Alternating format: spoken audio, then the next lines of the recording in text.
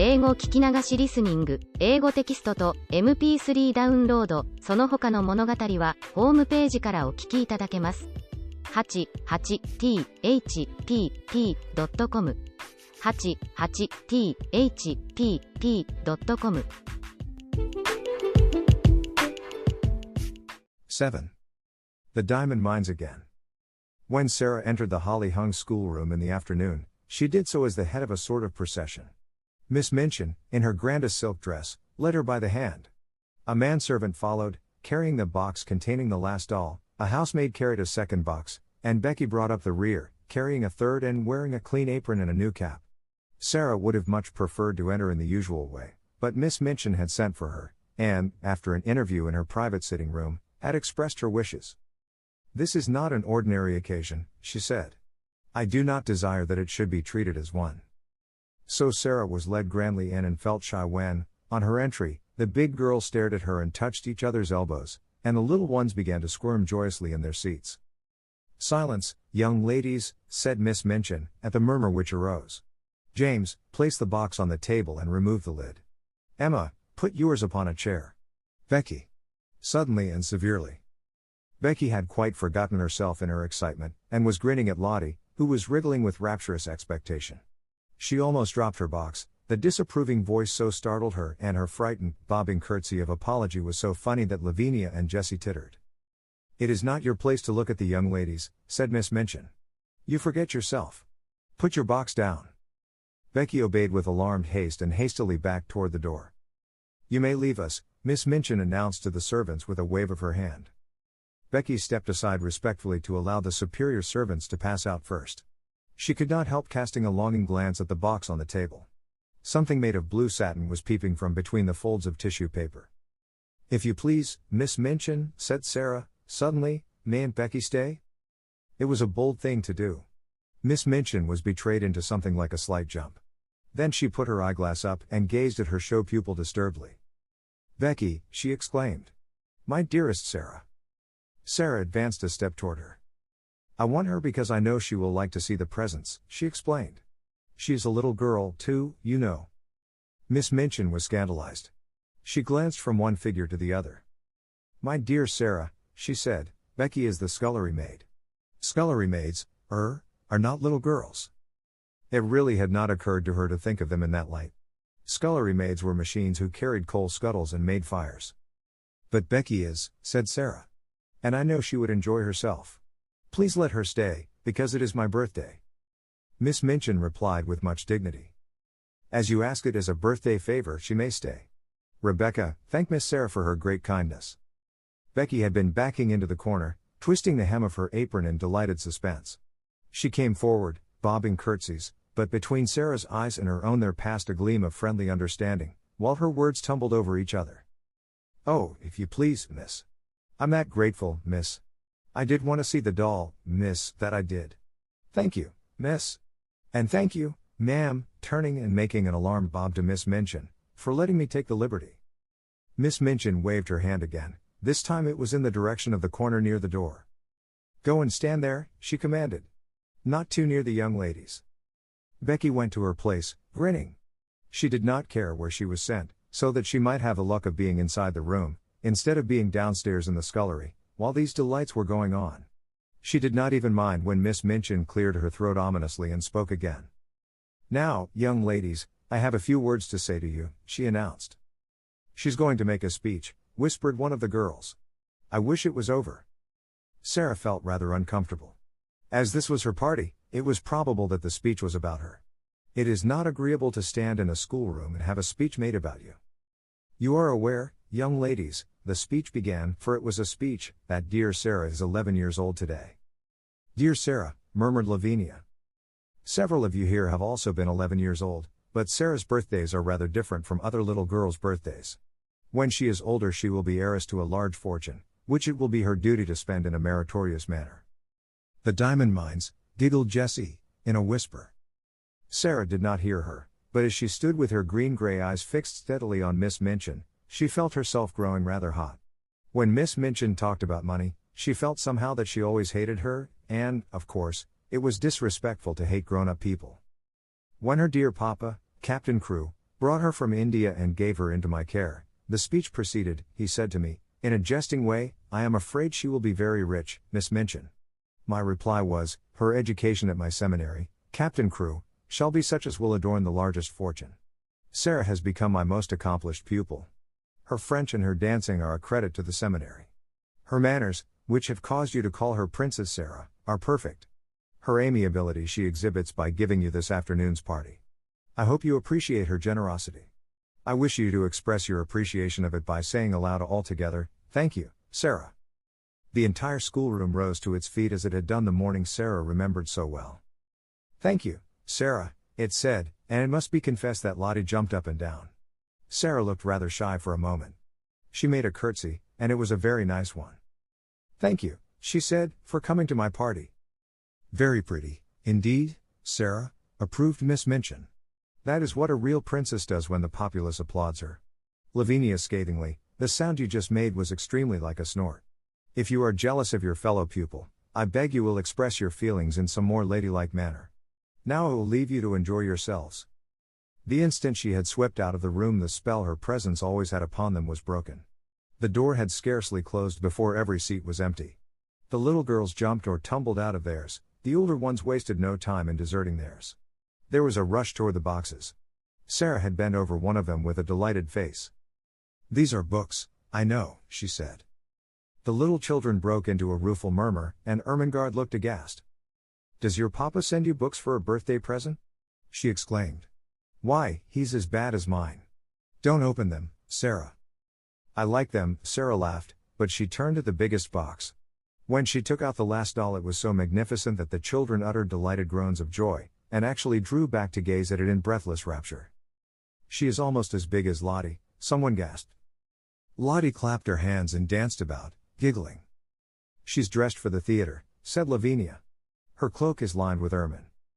Oh, cried Ermengarde, darting forward, she has an opera glass in her hand, a blue and gold one. Here is her trunk, said Sarah. Let us open it and look at her things. She sat down upon the floor and turned the key. The children crowded clamoring around her, as she lifted tray after tray and revealed their contents. Never had the schoolroom been in such an uproar. There were lace collars and silk stockings and handkerchiefs, there was a jewel case containing a necklace and a tiara which looked quite as if they were made of real diamonds, there was a long sealskin and muff, there were ball dresses and walking dresses and visiting dresses, there were hats and tea gowns and fans. Even Lavinia and Jessie forgot that they were too elderly to care for dolls, and uttered exclamations of delight and caught up things to look at them. Suppose, Sarah said, as she stood by the table, putting a large, black velvet hat on the impassively smiling owner of all these splendors, suppose she understands human talk and feels proud of being admired. You are always supposing things, said Lavinia, and her air was very superior. I know I am, answered Sarah, undisturbedly. I like it. There is nothing so nice as supposing. It's almost like being a fairy. If you suppose anything hard enough it seems as if it were real. It's all very well to suppose things if you have everything, said Lavinia. Could you suppose and pretend if you were a beggar and lived in a garret? Sarah stopped arranging the last doll's ostrich plumes, and looked thoughtful. I believe I could, she said. If one was a beggar, one would have to suppose and pretend all the time. But it mightn't be easy. She often thought afterward how strange it was that just as she had finished saying this, just at that very moment, Miss Amelia came into the room. Sarah, she said, your papa's solicitor, Mr. Barrow, has called to see Miss Minchin, and, as she must talk to him alone and the refreshments are laid in her parlor, you had all better come and have your feast now, so that my sister can have her interview here in the schoolroom. Refreshments were not likely to be disdained at any hour, and many pairs of eyes gleamed. Miss Amelia arranged the procession into decorum, and then, with Sarah at her side heading it, she led it away, leaving the last doll sitting upon a chair with the glories of her wardrobe scattered about her, dresses and coats hung upon chairbacks, piles of lace-frilled petticoats lying upon their seats. Becky, who was not expected to partake of refreshments, had the indiscretion to linger a moment to look at these beauties. It really was an indiscretion. Go back to your work, Becky, Miss Amelia had said, but she had stopped to pick up reverently first a muff and then a coat, and while she stood looking at them adoringly, she heard Miss Minchin upon the threshold, and, being smitten with terror at the thought of being accused of taking liberties, she rashly darted under the table, which hid her by its tablecloth. Miss Minchin came into the room, accompanied by a sharp-featured, dry little gentleman, who looked rather disturbed. Miss Minchin herself also looked rather disturbed, it must be admitted, and she gazed at the dry little gentleman with an irritated and puzzled expression. She sat down with stiff dignity, and waved him to a chair. "Pray, be seated, Mr. Barrow," she said. Mr. Barrow did not sit down at once. His attention seemed attracted by the last doll and the things which surrounded her. He settled his eyeglasses and looked at them in nervous disapproval. The last doll herself did not seem to mind this in the least. She merely sat upright and returned his gaze indifferently. £100, Mr. Barrow remarked succinctly. All expensive material, and made at a Parisian modist's. He spent money lavishly enough, that young man. Miss Minchin felt offended. This seemed to be a disparagement of her best patron and was a liberty. Even solicitors had no right to take liberties. "I beg your pardon, Mr. Barrow," she said stiffly. "I do not understand." "Birthday presents," said Mr. Barrow in the same critical manner, "to a child 11 years old. Mad extravagance, I call it." Miss Minchin drew herself up still more rigidly. "Captain Crewe is a man of fortune," she said. "The diamond mines alone." Mr. Barrow wheeled round upon her. "Diamond mines?" he broke out. "There are none. Never were." Miss Minchin actually got up from her chair. "What?" she cried. "What do you mean?" "At any rate," answered Mr. Barrow, quite snappishly, "it would have been much better if there never had been any." "Any diamond mines?" ejaculated Miss Minchin, catching at the back of a chair and feeling as if a splendid dream was fading away from her. "Diamond mines spell ruin oftener than they spell wealth," said Mr. Barrow. "When a man is in the hands of a very dear friend and is not a businessman himself, he had better steer clear of the dear friend's diamond mines, or gold mines, or any other kind of mines dear friends want his money to put into. The late Captain Crewe." Here Miss Minchin stopped him with a gasp. "The late Captain Crewe," she cried out. "The late? You don't come to tell me that Captain Crewe is—" "He's dead, ma'am," Mr. Barrow answered with jerky brusqueness. "Died of jungle fever and business troubles combined. The jungle fever might not have killed him if he had not been driven mad by the business troubles, and the business troubles might not have put an end to him if the jungle fever had not assisted. Captain Crewe is dead." Miss Minchin dropped into her chair again. The words he had spoken filled her with alarm. "What were his business troubles?" she said. "What were they?" "Diamond mines," answered Mr. Barrow, "and dear friends, and ruin." Miss Minchin lost her breath. "Ruin," she gasped out. "Lost every penny. That young man had too much money. The dear friend was mad on the subject of the diamond mine. He put all his own money into it, and all Captain Crewe's. Then the dear friend ran away. Captain Crewe was already stricken with fever when the news came. The shock was too much for him. He died delirious, raving about his little girl, and didn't leave a penny." Now Miss Minchin understood, and never had she received such a blow in her life. Her show pupil, her show patron, swept away from the select seminary at one blow. She felt as if she had been outraged and robbed, and that Captain Crewe and Sarah and Mr. Barrow were equally to blame.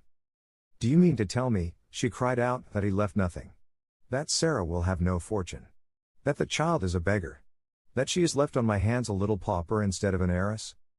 Mr. Barrow was a shrewd businessman, and felt it as well to make his own freedom from responsibility quite clear without any delay. "She is certainly left a beggar," he replied. "And she is certainly left on your hands, ma'am, as she hasn't a relation in the world that we know of." Miss Minchin started forward. She looked as if she was going to open the door and rush out of the room to stop the festivities going on joyfully and rather noisily that moment over the refreshments. "It is monstrous," she said.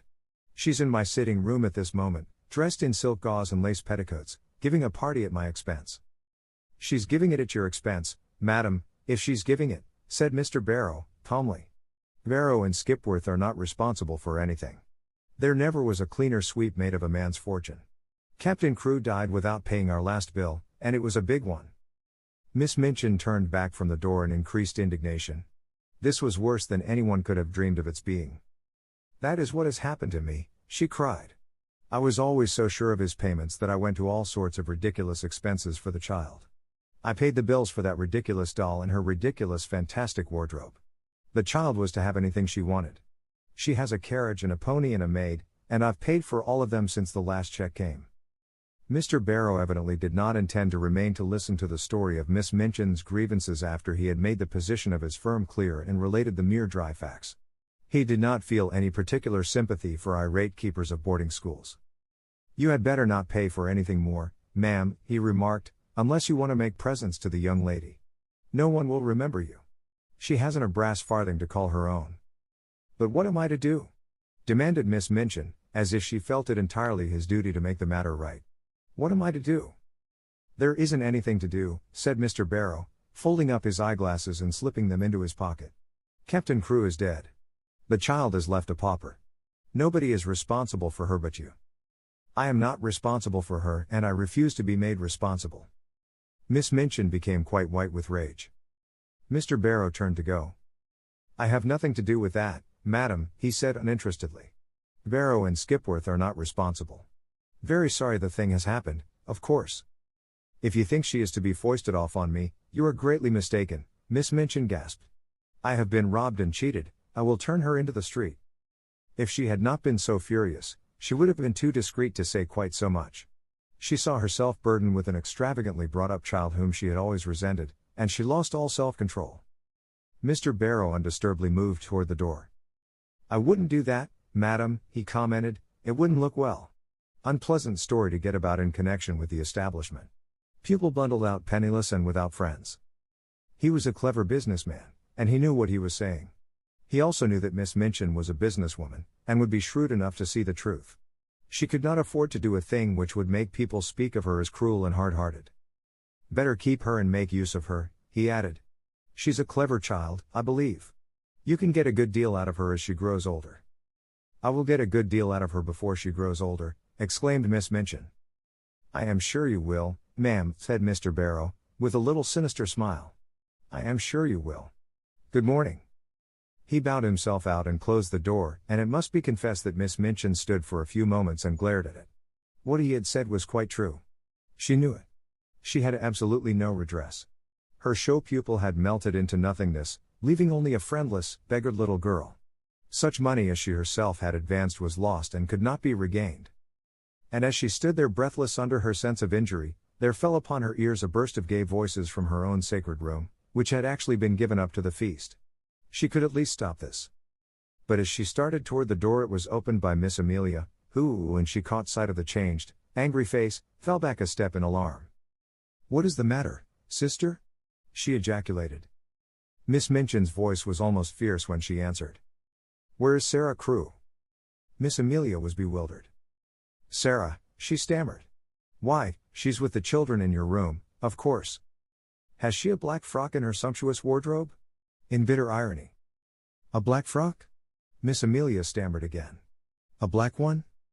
"She has frocks of every other color. Has she a black one?" Miss Amelia began to turn pale. "No, Yees," she said. "But it is too short for her.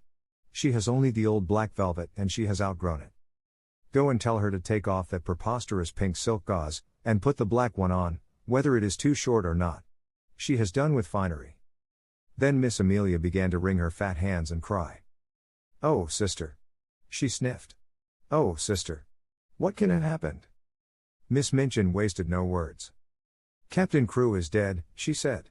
"He has died without a penny. That spoiled, pampered, fanciful child is left a pauper on my hands." Miss Amelia sat down quite heavily in the nearest chair. "Hundreds of pounds have I spent on nonsense for her. And I shall never see a penny of it. Put a stop to this ridiculous party of hers. Go and make her change her frock at once." "I?" panted Miss Amelia. Must I go and tell her now?" "This moment," was the fierce answer. "Don't sit staring like a goose. Go." Poor Miss Amelia was accustomed to being called a goose. She knew, in fact, that she was rather a goose, and that it was left to geese to do a great many disagreeable things. It was a somewhat embarrassing thing to go into the midst of a room full of delighted children, and tell the giver of the feast that she had suddenly been transformed into a little beggar, and must go upstairs and put on an old black frock which was too small for her. But the thing must be done. This was evidently not the time when questions might be asked. She rubbed her eyes with her handkerchief until they looked quite red. After which she got up and went out of the room, without venturing to say another word. When her older sister looked and spoke as she had done just now, the wisest course to pursue was to obey orders without any comment. Miss Minchin walked across the room. She spoke to herself aloud without knowing that she was doing it. During the last year, the story of the diamond mines had suggested all sorts of possibilities to her. Even proprietors of seminaries might make fortunes in stocks, with the aid of owners of mines. And now, instead of looking forward to gains, she was left to look back upon losses. The Princess Sarah, indeed, she said. The child has been pampered as if she were a queen. She was sweeping angrily past the corner table as she said it, and the next moment she started at the sound of a loud, sobbing sniff which issued from under the cover. "What is that?" she exclaimed angrily. The loud, sobbing sniff was heard again, and she stooped and raised the hanging folds of the table cover. "How dare you?" she cried out. "How dare you? Come out immediately." It was poor Becky who crawled out, and her cap was knocked on one side, and her face was red with repressed crying. "If you please, it's me, Mum," she explained. "I know I hadn't ought to. But I was looking at the doll, Mum, and I was frightened when you come in, and slipped under the table." "You have been there all the time, listening," said Miss Minchin. "No, Mum," Becky protested, bobbing curtsies. "Not listenin', I thought I could slip out without your noticin', but I couldn't and I had to stay. But I didn't listen, Mum, I wouldn't for nothin'. But I couldn't help hearin'." Suddenly it seemed almost as if she lost all fear of the awful lady before her.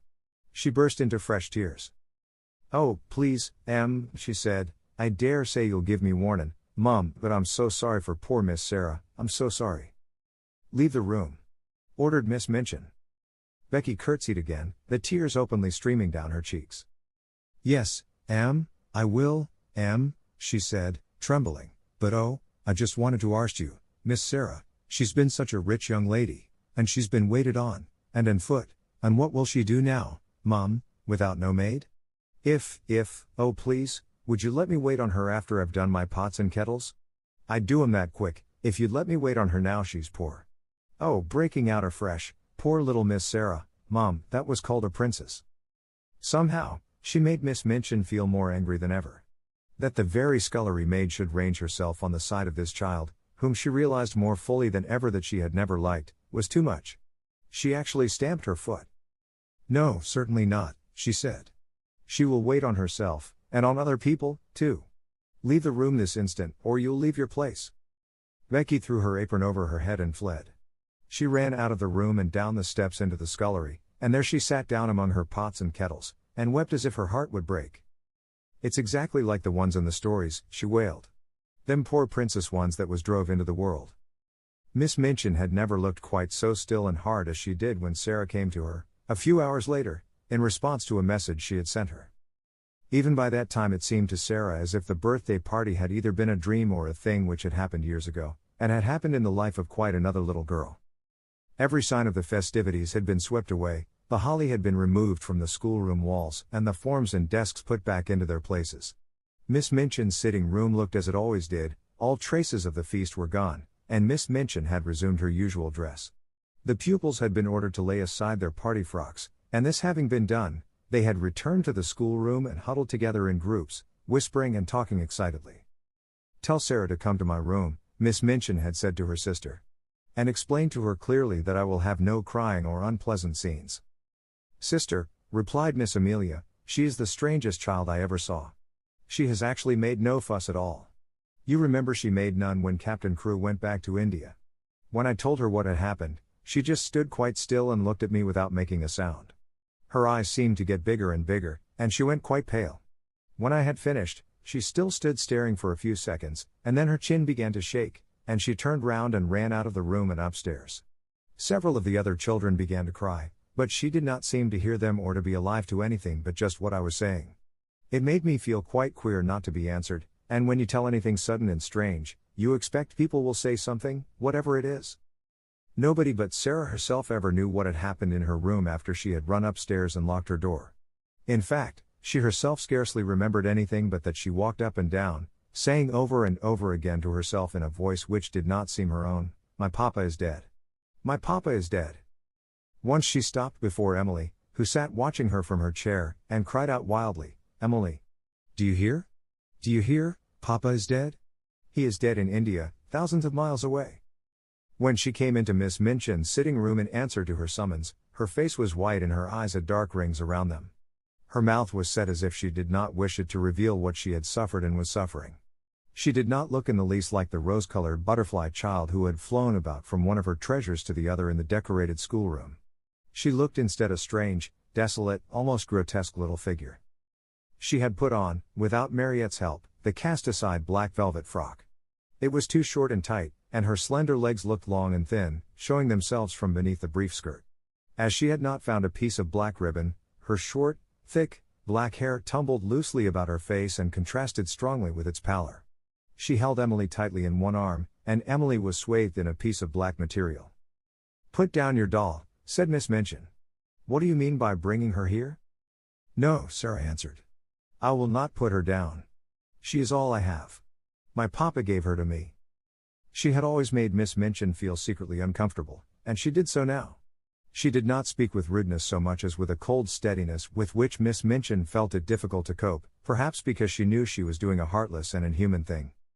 "You will have no time for dolls in future," she said. "You will have to work and improve yourself and make yourself useful." Sarah kept her big, strange eyes fixed on her, and said not a word. "Everything will be very different now," Miss Minchin went on. "I suppose Miss Amelia has explained matters to you." "Yes," answered Sarah. "My papa is dead. He left me no money. I am quite poor." "You are a beggar," said Miss Minchin, her temper rising at the recollection of what all this meant. "It appears that you have no relations and no home, and no one to take care of you." For a moment the thin, pale little face twitched, but Sarah again said nothing. "What are you staring at?" demanded Miss Minchin, sharply. "Are you so stupid that you cannot understand? I tell you that you are quite alone in the world, and have no one to do anything for you, unless I choose to keep you here out of charity." "I understand," answered Sarah, in a low tone, and there was a sound as if she had gulped down something which rose in her throat. "I understand." "That doll," cried Miss Minchin, pointing to the splendid birthday gift seated near, "that ridiculous doll, with all her nonsensical, extravagant things, I actually paid the bill for her." Sarah turned her head toward the chair. "The last doll," she said. "The last doll." And her little mournful voice had an odd sound. "The last doll, indeed," said Miss Minchin. "And she is mine, not yours. Everything you own is mine." "Please take it away from me, then," said Sarah. "I do not want it." If she had cried and sobbed and seemed frightened, Miss Minchin might almost have had more patience with her. She was a woman who liked to domineer and feel her power, and as she looked at Sarah's pale little steadfast face and heard her proud little voice, she quite felt as if her might was being set at naught. "Don't put on grand airs," she said. "The time for that sort of thing is past. You are not a princess any longer. Your carriage and your pony will be sent away, your maid will be dismissed. You will wear your oldest and plainest clothes, your extravagant ones are no longer suited to your station. You are like Becky, you must work for your living." To her surprise, a faint gleam of light came into the child's eyes, a shade of relief. "Can I work?" she said. "If I can work it will not matter so much. What can I do?" "You can do anything you are told," was the answer. "You are a sharp child, and pick up things readily. If you make yourself useful I may let you stay here. You speak French well, and you can help with the younger children."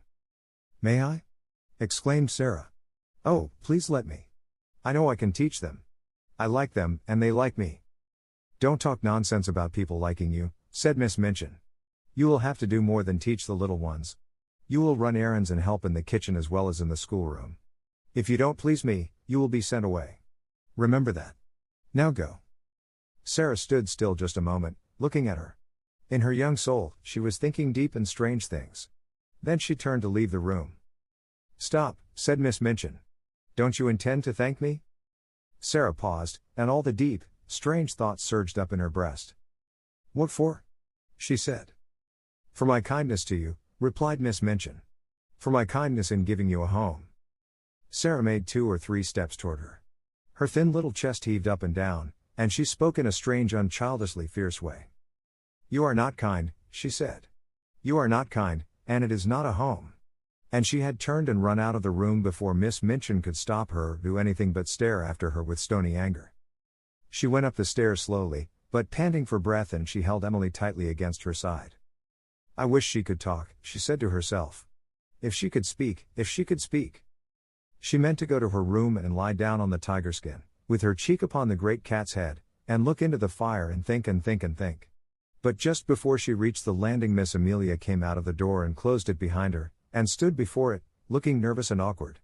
The truth was that she felt secretly ashamed of the thing she had been ordered to do. You are not to go in there," she said. "Not go in?"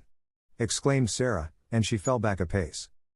"That is not your room now," Miss Amelia answered, reddening a little. Somehow, all at once, Sarah understood. She realized that this was the beginning of the change Miss Minchin had spoken of. "Where's my room?" she asked, hoping very much that her voice did not shake. "You're to sleep in the attic next to Becky." Sarah knew where it was. Becky had told her about it. She turned, and mounted up 2 flights of stairs. The last one was narrow, and covered with shabby strips of old carpet. She felt as if she were walking away and leaving far behind her the world in which that other child, who no longer seemed herself, had lived. This child, in her short, tight old frock, climbing the stairs to the attic, was quite a different creature. When she reached the attic door and opened it, her heart gave a dreary little thump. Then she shut the door and stood against it and looked about her. Yes, this was another world. The room had a slanting roof and was whitewashed.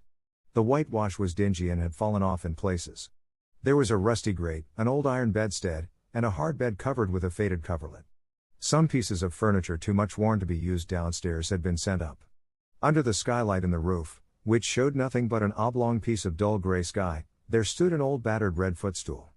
Sarah went to it and sat down. She seldom cried. She did not cry now. She laid Emily across her knees and put her face down upon her and her arms around her, and sat there, her little black head resting on the black draperies, not saying one word, not making one sound. And as she sat in this silence there came a low tap at the door, such a low, humble one that she did not at first hear it, and, indeed, was not roused until the door was timidly pushed open and a poor tear-smeared face appeared peeping round it. It was Becky's face, and Becky had been crying furtively for hours and rubbing her eyes with her kitchen apron until she looked strange indeed. "Oh, miss," she said under her breath. Would you allow me, just to come in?" Sarah lifted her head and looked at her. She tried to begin a smile, and somehow she could not. Suddenly, and it was all through the loving mournfulness of Becky's streaming eyes, her face looked more like a child's not so much too old for her years. She held out her hand and gave a little sob. "Oh, Becky," she said. "I told you we were just the same, only 2 little girls, just 2 little girls. You see how true it is. There's no difference now. I'm not a princess anymore." Becky ran to her and caught her hand, and hugged it to her breast, kneeling beside her and sobbing with love and pain. "Yes, miss, you are," she cried, and her words were all broken. "Whatsever happens to you, whatsever, you'd be a princess all the same, and nothin' couldn't make you nothin' different." 8. In the attic. The first night she spent in her attic was a thing Sarah never forgot. During its passing she lived through a wild, unchildlike woe of which she never spoke to anyone about her. There was no one who would have understood. It was, indeed, well for her that as she lay awake in the darkness her mind was forcibly distracted, now and then, by the strangeness of her surroundings. It was, perhaps, well for her that she was reminded by her small body of material things. If this had not been so, the anguish of her young mind might have been too great for a child to bear. But, really, while the night was passing she scarcely knew that she had a body at all or remembered any other thing than one. "My papa is dead," she kept whispering to herself. "My papa is dead." It was not until long afterward that she realized that her bed had been so hard that she turned over it and over in it to find a place to rest, that the darkness seemed more intense than any she had ever known, and that the wind howled over the roof among the chimneys like something which wailed aloud. Then there was something worse. This was certain scufflings and scratchings and squeakings in the walls and behind the skirting boards. She knew what they meant, because Becky had described them. They meant rats and mice who were either fighting with each other or playing together. Once or twice she even heard sharp-toed feet scurrying across the floor, and she remembered in those after days, when she recalled things, that when first she heard them she started up in bed and sat trembling, and when she lay down again covered her head with the bedclothes. The change in her life did not come about gradually, but was made all at once. "She must begin as she is to go on," Miss Minchin said to Miss Amelia. "She must be taught at once what she is to expect." Mariette had left the house the next morning. The glimpse Sarah caught of her sitting room, as she passed its open door, showed her that everything had been changed. Her ornaments and luxuries had been removed, and a bed had been placed in a corner to transform it into a new pupil's bedroom. When she went down to breakfast she saw that her seat at Miss Minchin's side was occupied by Lavinia, and Miss Minchin spoke to her coldly. "You will begin your new duties, Sarah," she said, by taking your seat with the younger children at a smaller table. You must keep them quiet, and see that they behave well and do not waste their food. You ought to have been down earlier. Lottie has already upset her tea. That was the beginning, and from day to day the duties given to her were added to. She taught the younger children French and heard their other lessons, and these were the least of her labors. It was found that she could be made use of in numberless directions. She could be sent on errands at any time and in all weathers. She could be told to do things other people neglected. The cook and the housemaids took their tone from Miss Minchin, and rather enjoyed ordering about the young one who had been made so much fuss over for so long. They were not servants of the best class, and had neither good manners nor good tempers, and it was frequently convenient to have at hand someone on whom blame could be laid. During the first month or two, Sarah thought that her willingness to do things as well as she could, and her silence under reproof, might soften those who drove her so hard. In her proud little heart she wanted them to see that she was trying to earn her living and not accepting charity. But the time came when she saw that no one was softened at all, and the more willing she was to do as she was told, the more domineering and exacting careless housemaids became, and the more ready a scolding cook was to blame her. If she had been older, Miss Minchin would have given her the bigger girls to teach and saved money by dismissing an instructress, but while she remained and looked like a child, she could be made more useful as a sort of little superior errand girl and maid of all work. An ordinary errand boy would not have been so clever and reliable. Sarah could be trusted with difficult commissions and complicated messages. She could even go and pay bills, and she combined with this the ability to dust a room well and to set things in order. Her own lessons became things of the past. She was taught nothing, and only after long and busy days spent in running here and there at everybody's orders was she grudgingly allowed to go into the deserted schoolroom, with a pile of old books, and study alone at night. If I do not remind myself of the things I have learned, perhaps I may forget them, she said to herself. I am almost a scullery maid, and if I am a scullery maid who knows nothing, I shall be like poor Becky. I wonder if I could quite forget and begin to drop my H's and not remember that Henry VIII had 6 wives.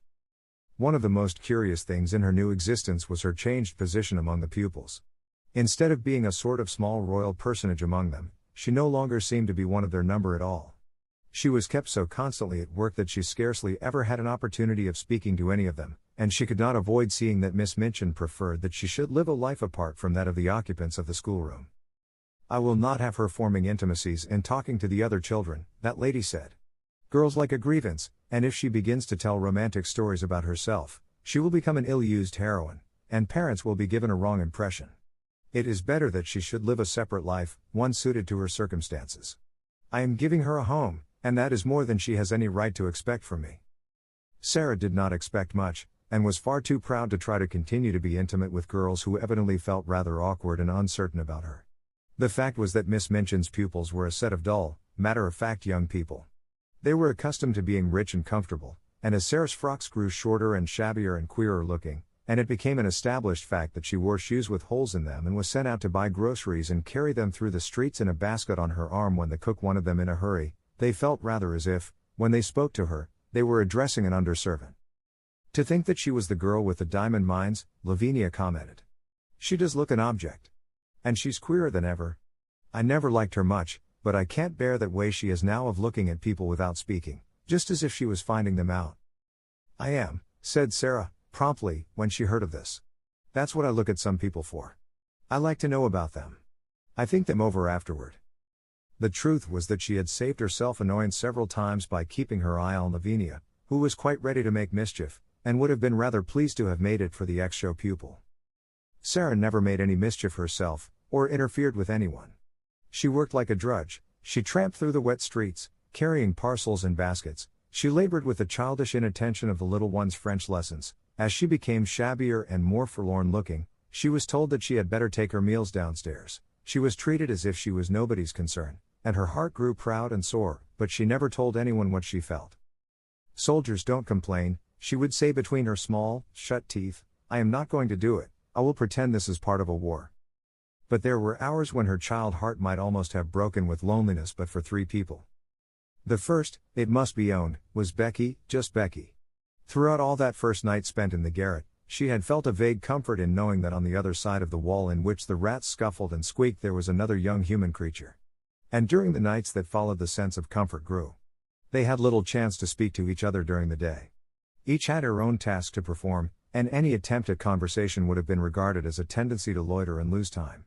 "Don't mind me, miss," Becky whispered during the first morning, "if I don't say nothin' polite. Someone be down on us if I did. I means please and thank you and beg pardon, but I dasn't to take time to say it."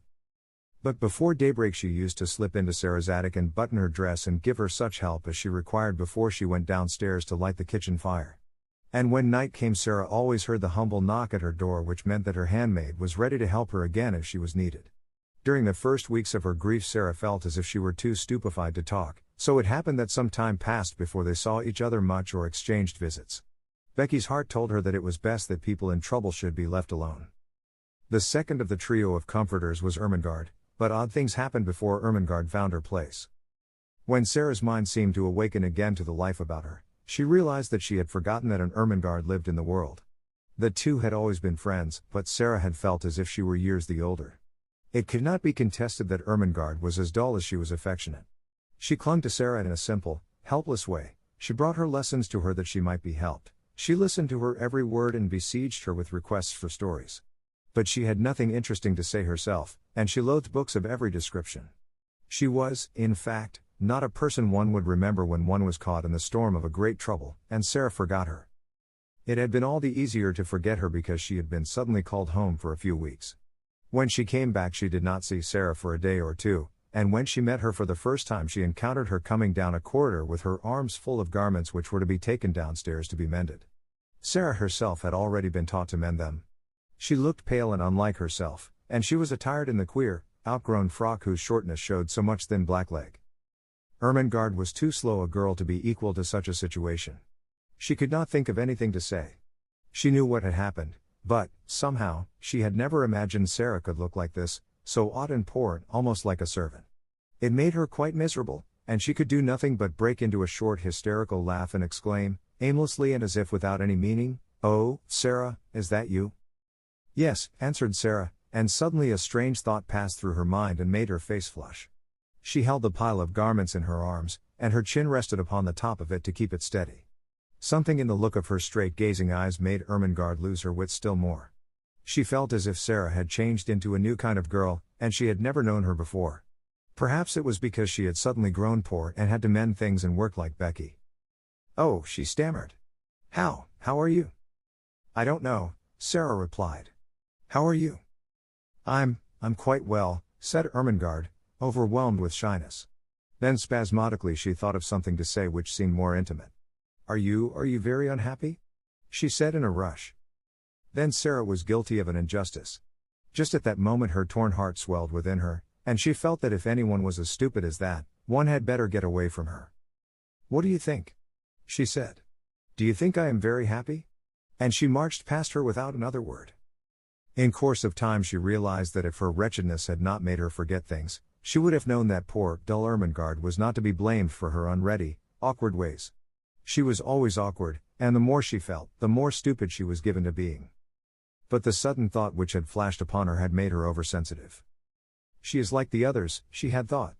She does not really want to talk to me. She knows no one does. So for several weeks a barrier stood between them.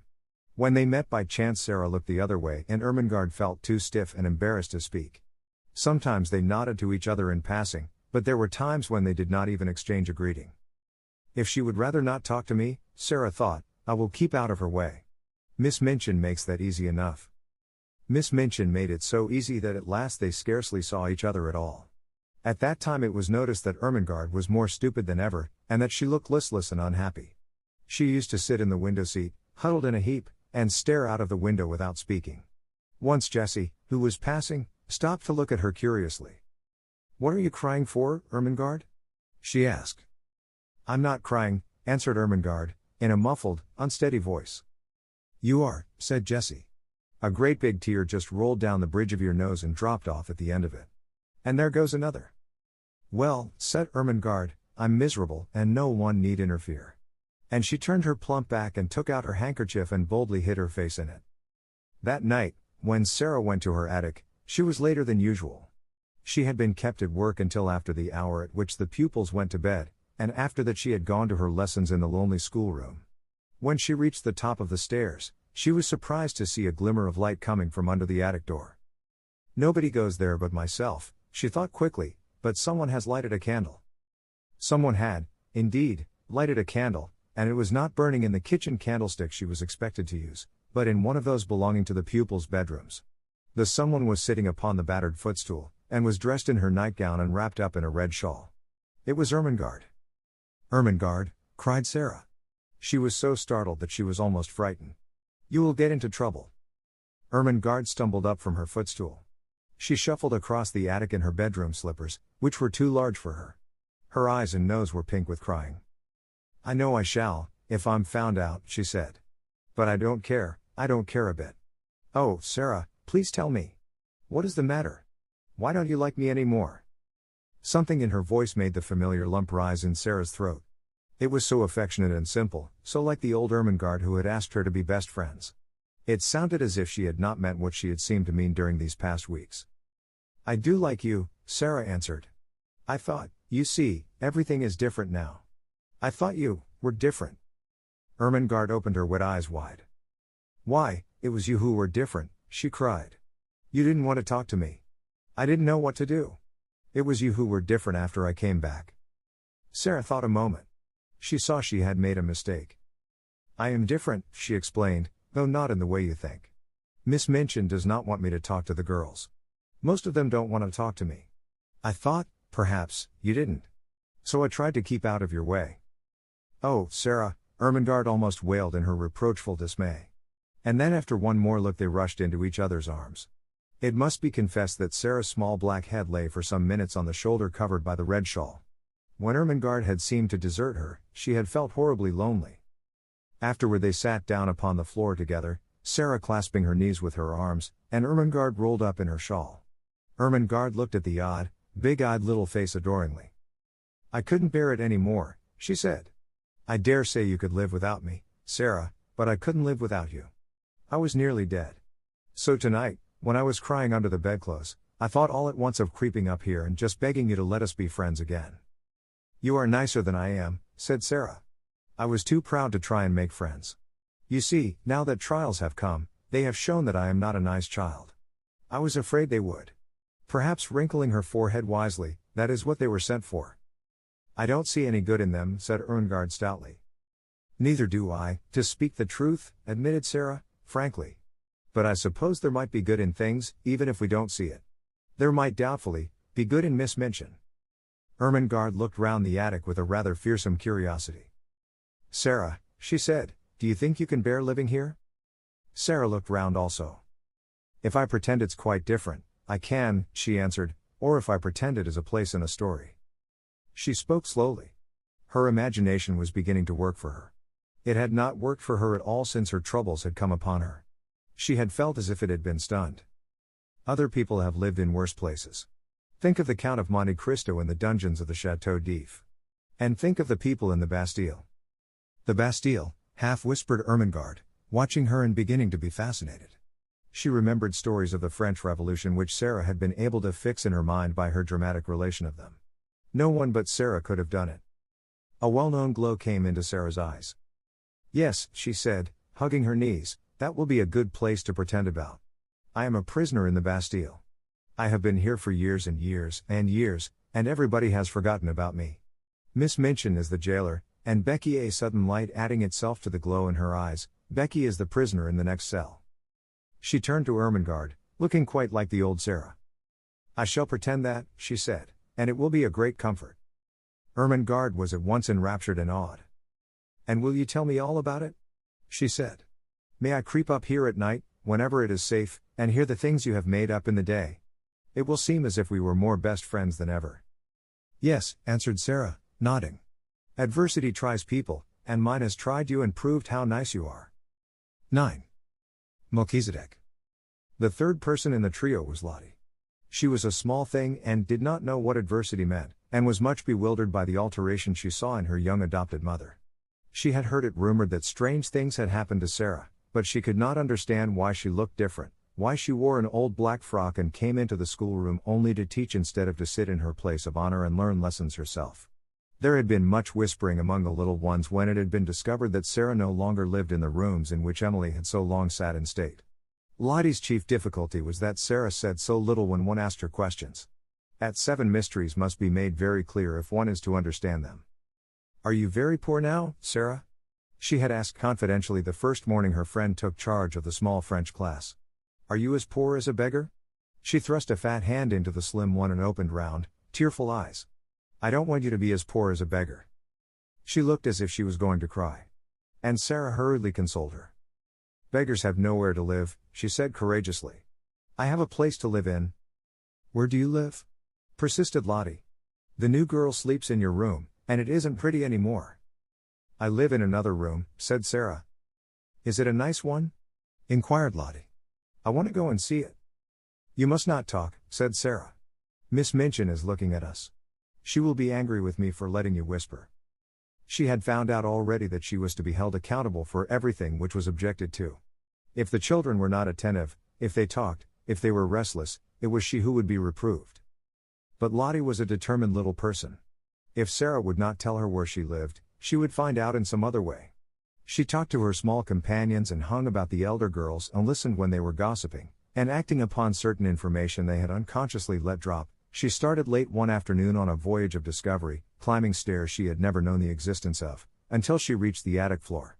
There she found 2 doors near each other, and opening one, she saw her beloved Sarah standing upon an old table and looking out of a window.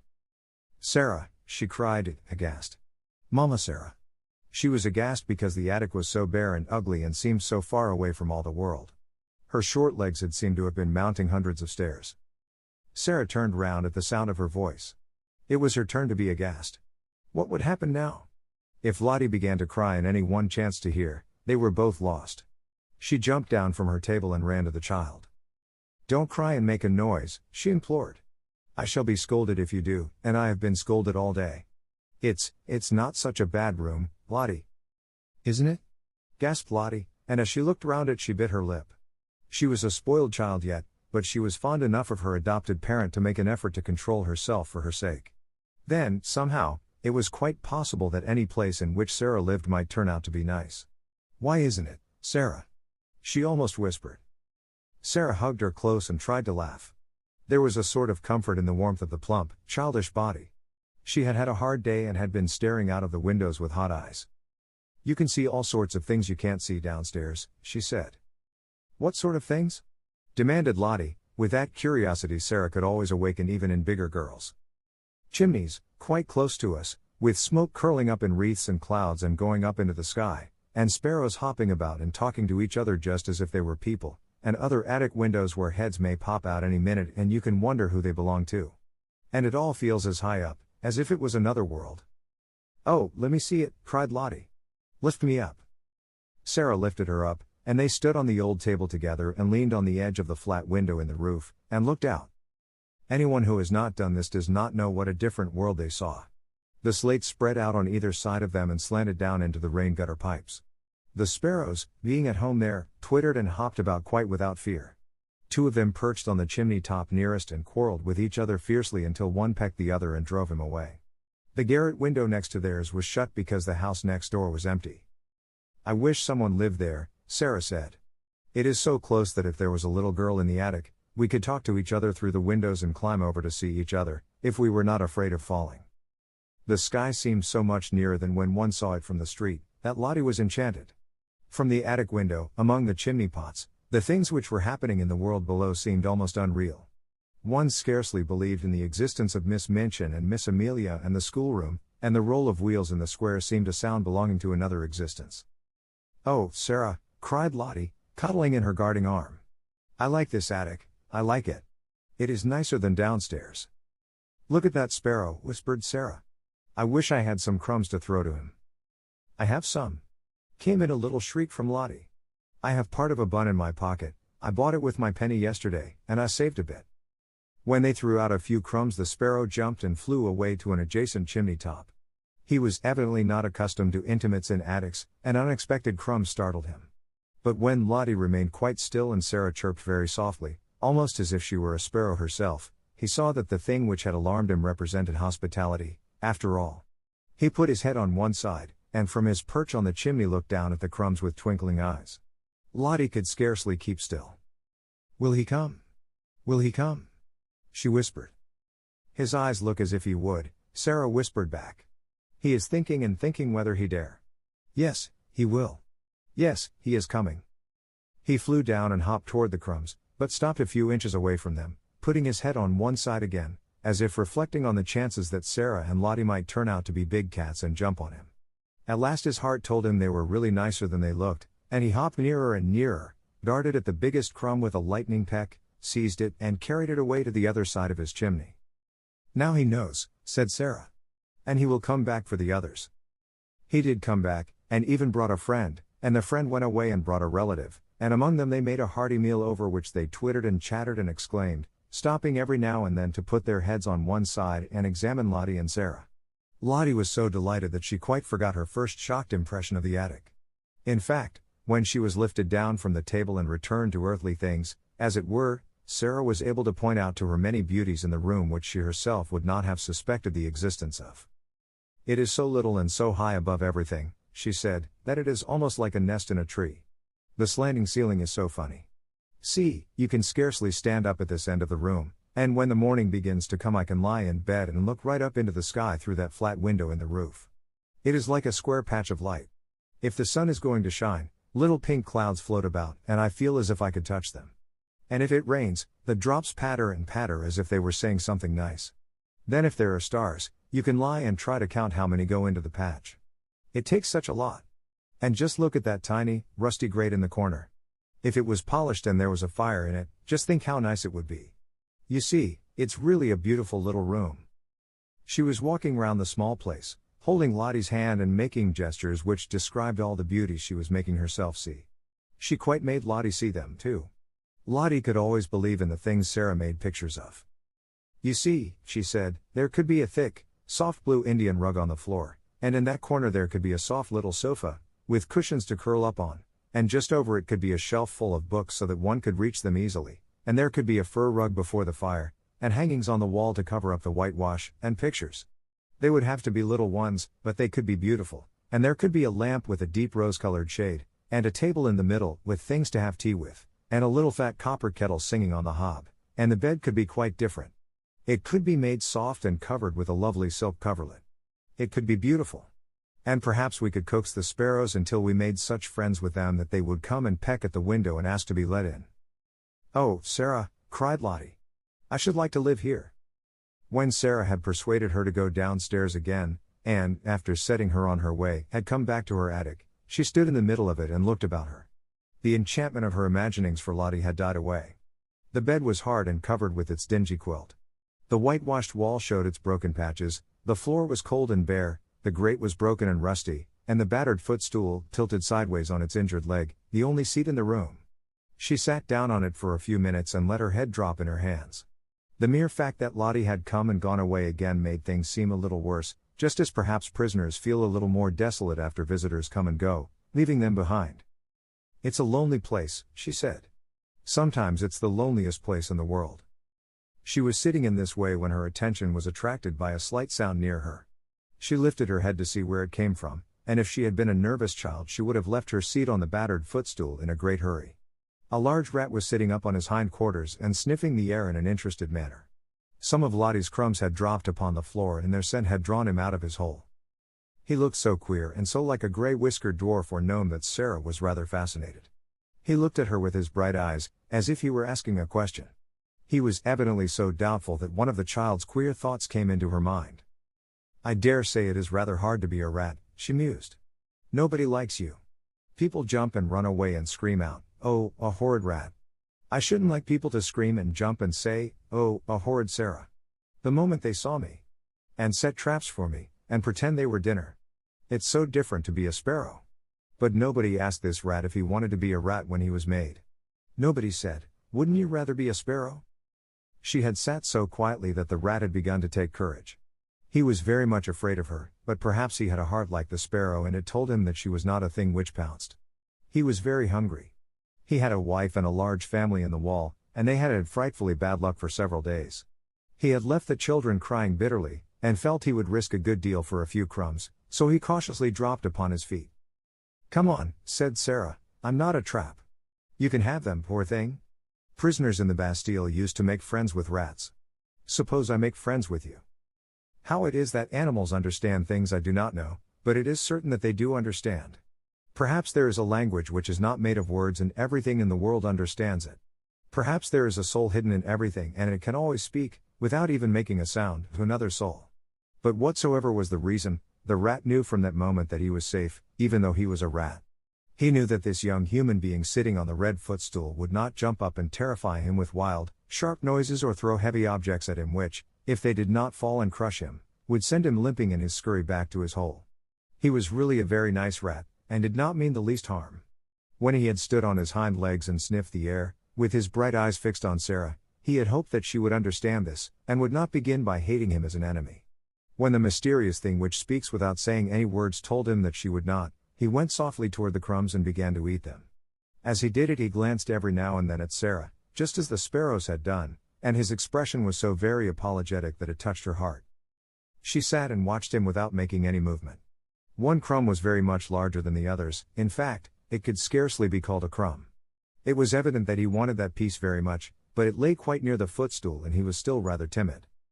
I believe he wants it to carry to his family in the wall, Sarah thought. If I do not stir at all, perhaps he will come and get it. She scarcely allowed herself to breathe, she was so deeply interested. The rat shuffled a little nearer and ate a few more crumbs, then he stopped and sniffed delicately, giving a side glance at the occupant of the footstool. Then he darted at the piece of bun with something very like the sudden boldness of the sparrow, and the instant he had possession of it fled back to the wall, slipped down a crack in the skirting board, and was gone.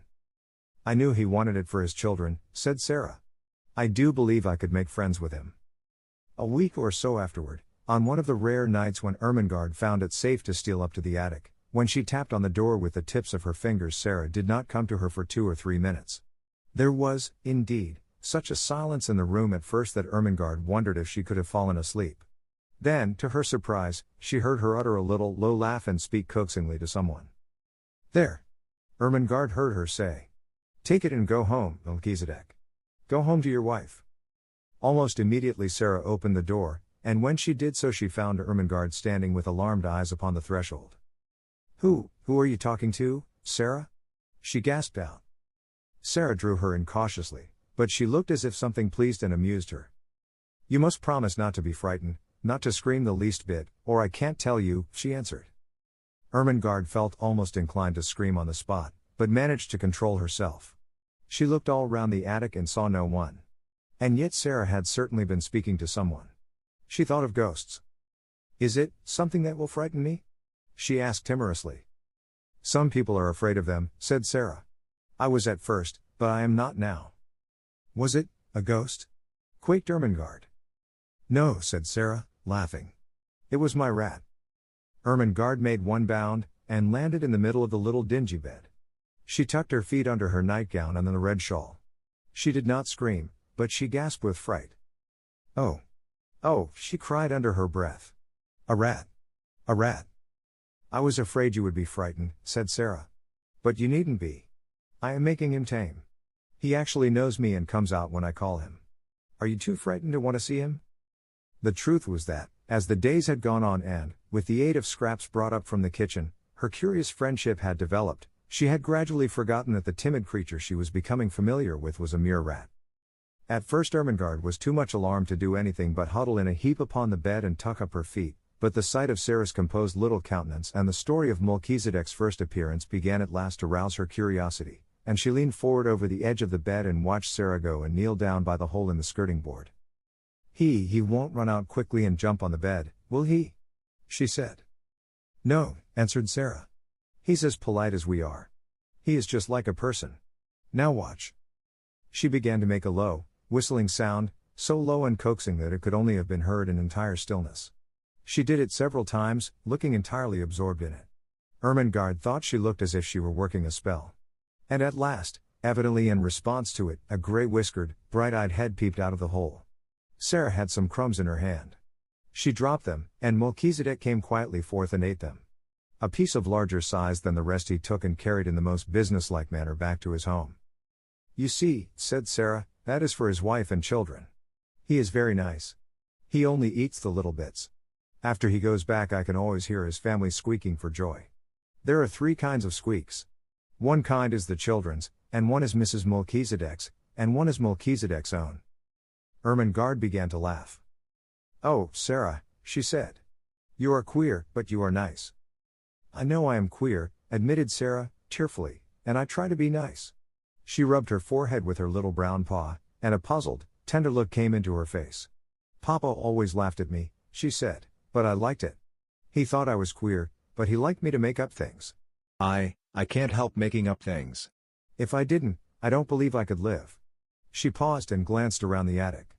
I'm sure I couldn't live here, she added in a low voice. Ermengarde was interested, as she always was. When you talk about things, she said, they seem as if they grew real. You talk about Melchizedek as if he was a person. He is a person, said Sarah. He gets hungry and frightened, just as we do, and he is married and has children. How do we know he doesn't think things, just as we do? His eyes look as if he was a person. That was why I gave him a name. She sat down on the floor in her favorite attitude, holding her knees. Besides, she said, he is a Bastille rat sent to be my friend. I can always get a bit of bread the cook has thrown away, and it is quite enough to support him. Is it the Bastille yet? Asked Ermengarde, eagerly. Do you always pretend it is the Bastille? Nearly always, answered Sarah. Sometimes I try to pretend it is another kind of place, but the Bastille is generally easiest, particularly when it is cold. Just at that moment Ermengarde almost jumped off the bed, she was so startled by a sound she heard. It was like 2 distinct knocks on the wall. What is that? She exclaimed. Sarah got up from the floor and answered quite dramatically. It is the prisoner in the next cell. Becky, cried Ermengarde, enraptured. Yes, said Sarah. Listen, the 2 knocks meant, prisoner, are you there? She knocked 3 times on the wall herself, as if in answer. That means, yes, I am here, and all is well. 4 knocks came from Becky's side of the wall. That means, explained Sarah, then, fellow sufferer, we will sleep in peace.